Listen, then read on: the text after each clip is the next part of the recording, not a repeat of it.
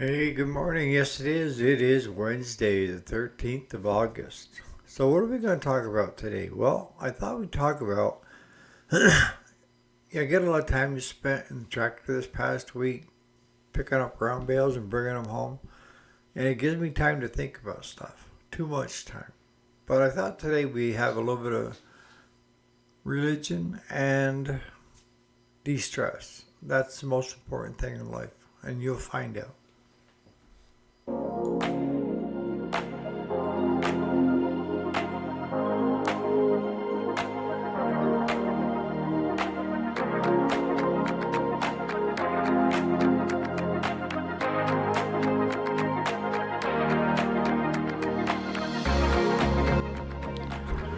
Alrighty, welcome back to the channel. My name is Eric, if you didn't already know it. And yes, this is the weekday, Monday through Friday. Today is Wednesday, the 13th of August, 2025. So like I said, I've been spending a lot of time in the cab of the tractor. It's been wonderful. If it could only be just a little bit warmer. I think it was 97 yesterday. And my cab tractor does not have AC. It's We took the doors off and the back window out so that at least you get some kind of a breeze blowing through. But still, you know, I've got the cab keeping me out of the sunlight, but the heat is still a doozer. But it gave me some time to think and what part does God play in my life? And the simple thing came down to the relationship I have with God is my own. And you hear so many people talk about how to get closer to God, whether it's going to church, joining a fellowship, and some religions cost you money. They expect a certain percentage out of your check. They have all these fear mongering going on that says if you don't do this or that, you're going to hell. What's true? The truth is, the relationship you have with God is your own one. You will decide when is the right time and place to develop that relationship. No one else. You don't need any go-betweens of trying to help you out to get closer to God because you can do it all by yourself at any time. We talk about fear mongering of if you don't pray, if you don't do this, if you don't do that, that you have a better chance of going to hell. That's basically what they're saying, right? And what I can tell you is my relationship with God goes a long ways back, a long ways. But one thing I can honestly tell you is I've never feared Him. I was never brought to Him out of fear. See, many people decide to turn to God when things are terrible in their lives, whether it be health, finances, what have you. And then they start praying for stuff. But during the good times, when you're enjoying things, how often do you thank God for that? I can tell you my own personal, I talk to Him numerous times a day. And then at night, I say my prayers. And I got to thinking, with the prayers that I say every night before I go to bed, I don't ask for anything myself. I ask for everybody else. And maybe that's one of the reasons I'm still here, is I rarely ask anybody for anything. I've had to learn to accept help since the surgery because of the way things are. And like yesterday, they graduated me for cardiac rehab. I still go now, but it's called phase 3. But they had paperwork you had to fill out, and some of them were yes and no answers, and then the others were like a choice between different things. And I finally had to tell Mia, the gal that runs the rehab, I can't do it.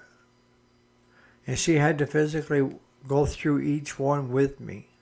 And she grabbed the clipboard and just took over. You know, it's like I've tried to tell people I'm not stupid. But there's certain things since the surgery that I can no longer do. And no matter how hard I try, and I keep being told it's only normal, it's brain fog, it's this, it's that. But I'm the realist. I like to, let's just take it what it is and move forward and find workarounds to where my weaknesses are. That's how I've always done business, is I concentrate on where my strengths are. And then I either learned, because I didn't have a lot of money to do it, to hire somebody, or if I was lucky enough to afford somebody, had them do that part of it for me. Same holds true in life, you know, that you have to decide where your strengths are. Do you have time to shore up your weaknesses? And if not, who can help you with that? If and when you decide to turn to God, hopefully you're doing okay and you're just appreciative. That's how my relationship started with it. It wasn't when I was in need. It was prior to all that crap. It was just simply thanking Him for everything in my life.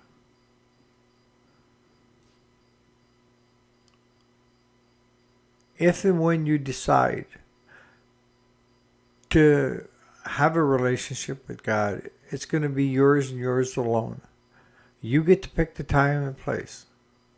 What I can tell you about my God is He accepts me for all my flaws and imperfections. And I'm the most imperfect person you're ever going to meet. So if He's willing to accept me, you guys have got a leg up on me. As I've said, I've never feared Him. He's the most loving God I know. Have I turned to Him in time of need? Absolutely. But I'm also very thankful on a daily basis for whatever. In my prayers I say, thank you, Lord, for another good day. No matter how bad the day was, I made it through it, and I was laying my head onto the pillow to start a fresh day the following morning. And if it's God's will, I will start another day like this morning. My feet hit the floor. My heart's still pumping. So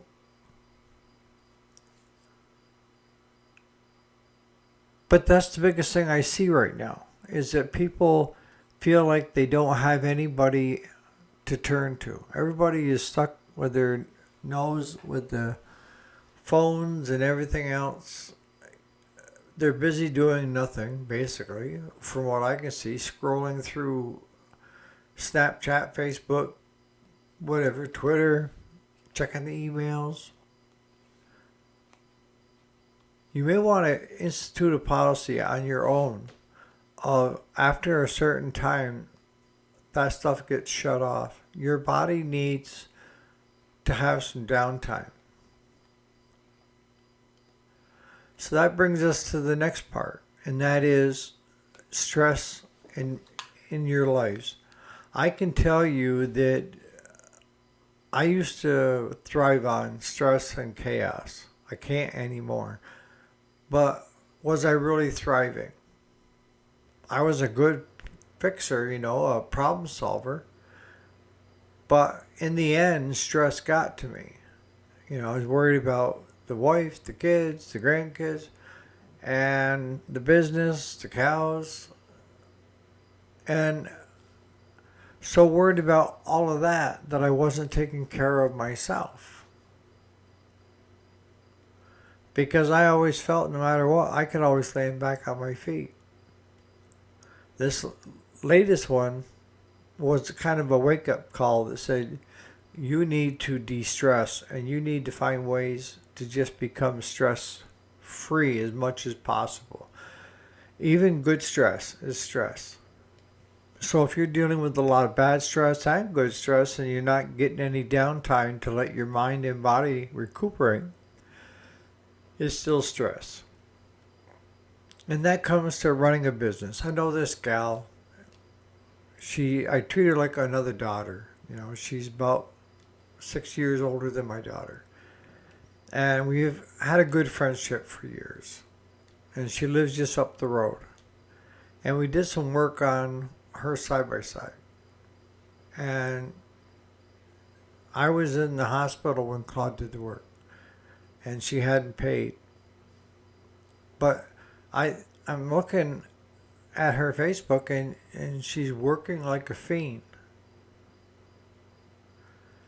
So out of the blue, she sends me a message yesterday saying, "Can you accept credit card payments to pay my bill?" She's been one of my biggest supporters since coming out of the hospital. Actually, while I was still in the hospital. So my response was, "You don't owe me anything. Nothing. All I ask from you is a continued friendship." She went on to tell me, because she's a business owner herself, and now not only is she running her own business, but is also working 2 other jobs to try to make ends meet. And that's what I explained to her, was take a look at me. If you want some advice, take a look at me and see where it got me. Is working these 3 jobs going to make your life better? It looks like it's killing you. And she said, "It is killing me." Then why not look at stuff you can sell or downsize versus having to have more money? And the sad thing is, the reason she's having financial difficulties is because of somebody else and their actions, their poor judgment. And that's the other thing I told her. You really need to look at, why is it you feel you need to take the brunt of something that someone else did? They need to have consequences for their actions as well. See, that's the thing, with God. God lets you have choice. You get to choose whatever path you want to go.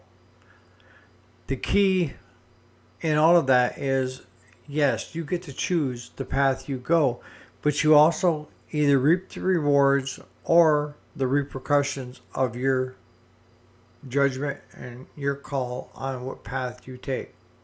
Nobody else. Nobody else should take the crap for something that you've done. You need to own it and make it right. Nobody else should be responsible to bail you out.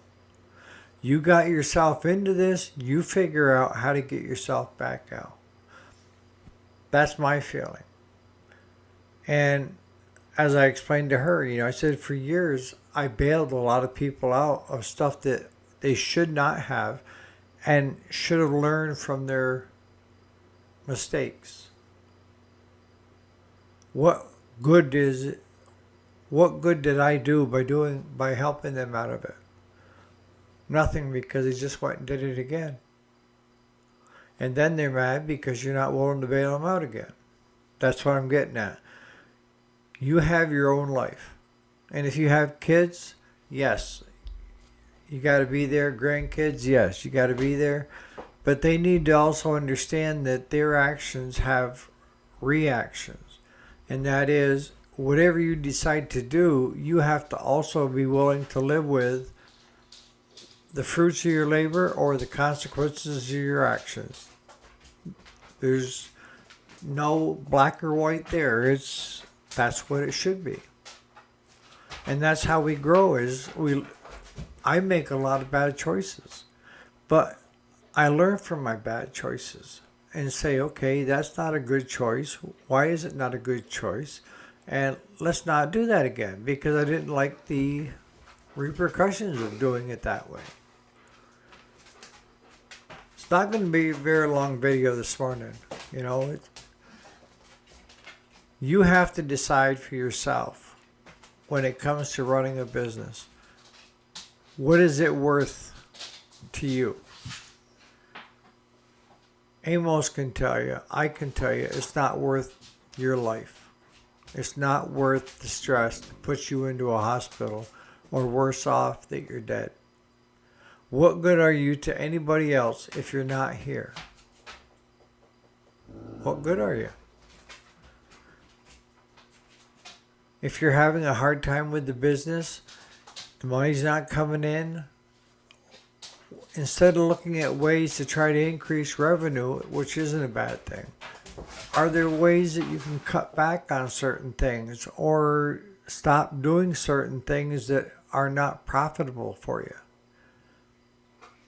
Staying busy does not mean you're going to be profitable. You could be busy all day long and not make any money, if that makes any sense. I know most of you out there are up in years, like myself, and you're on the tail end of the business if you're still in business. And then you're also at that point of, when do I say uncle and give up? Now, if you're lucky enough that you're 65 or older, you can get at least your Social Security, right?